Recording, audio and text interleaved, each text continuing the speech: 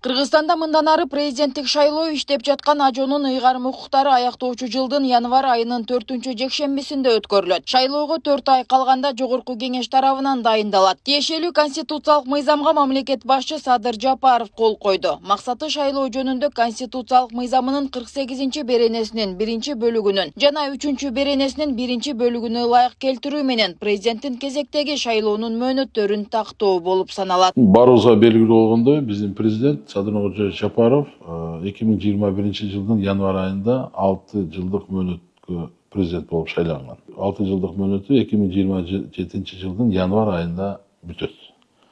Ал эми бүгүнкү күндөгү Кыргыз Республикасынын президентин жана Жогорку Кеңештин депутаттарынын шайлоо жөнүндө конституциялык мыйзамдын 48-беренесине ылайык кезектеги президенттин шайлоосу октябрь айынын 3-жекшембисинде өткөрүлөт деген ченем бар. Ошондуктан коомчулукта ар кандай ой пикирлерди болтурбоо максатында биз ошо 48-беренеге сунуш киргиздик өзгөртүү боюнча. Өзгөртүү бул президенттин мөөнөтү аяктаган жылдын январь айынын 4-жекшембисинде өткөрүлөт деген. Жөнөкөй сөз менен кезектеги президенттик шайлоо 2027 жылдын 24 январында өткөрүлөт. Биз бул өзгөртүүнү киргизген себеби ушул мисалы октябрь айында боло турган болсо, анда 26 жылдын октябрь болобу же 27 жылдын октябрында биз 6 жылдык президенттин мөөнөтүн бузган болуп калабыз да. Мындан кийинки шайлоолор мына ушул өзгөртүүлөрдүн негизинде өткөрүлүп баштайт. Ошондой эле бул конституциялык мыйзамдын айрым беренелеринде көрсөтүлгөн президенттик шайлоого катышуучу талапкердин жаш курагына байланыштуу ченемине ылайык келтирүү максатында өзгөртүүлөр да киргизилген. Экинчи маселе Конституциянын 68-беренесине ылайык Кыргыз Республикасынын президенти болуп 35 жашка толгон жаран укуктуу да деп ушундай ченем бар.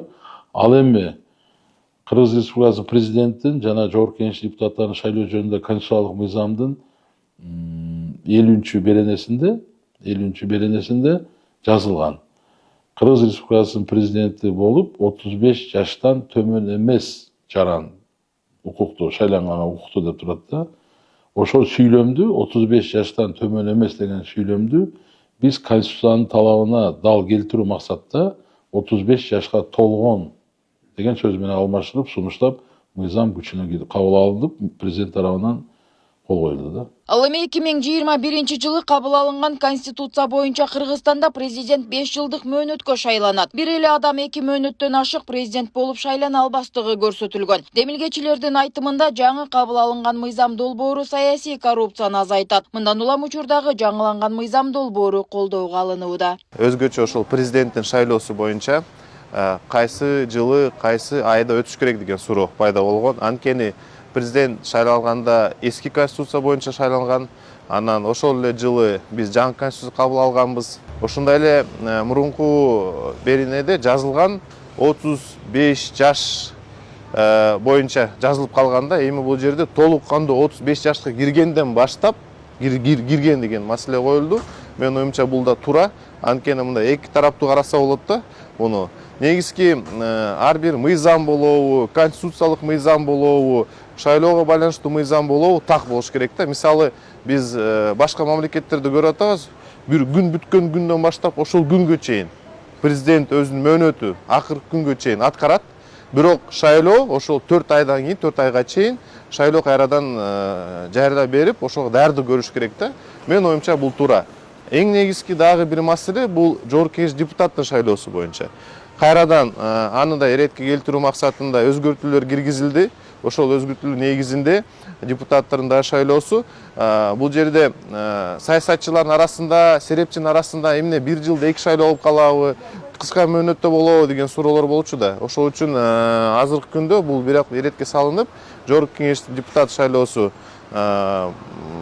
белгиленди.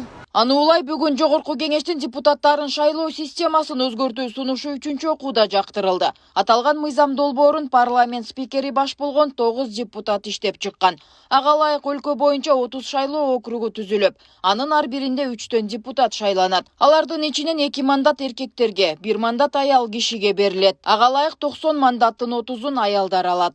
Конституциялык мыйзамдар, мамлекеттик түзүлүш, сот укук маселелери жана жогорку кеңештин регламенти боюнча комитет караган. Рахмат, урматтуу депутаттар, көңүл буруп койсоңуздар, бул конституциялык мыйзам 61 добуштан жогору болуш керек. Урматтуу депутаттар, аталган мыйзам долбоорун 3-чү окууда добушка коем, добуш бериңиздер. Макул 76, каршы 1, баары 77 катталды 85. Урматтуу депутаттар, аталган мыйзам долбоору 3-чү окууда кабыл алынды. Эскерте кетсек, Садыр Жапаров 2021 жылы 10 январдагы президенттик шайлоодо дээрлик 80% добуш менен утуп чыгып, 28 январда расмий ишке киришкен. Аны улай учурда өлкөдө аралаш шайлоо системасы колдонулат. Ага ылайык жогорку кеңештин 54 депутаты пропорционалдуу система менен партиялык тизме аркылуу 36 депутаты 1 мандаттуу округтардан болуп, жалпы 90 депутат шайланат. Нурзат Көчөмкулова, Майрамбек Абдибилал уулу, Регион, Бишкек.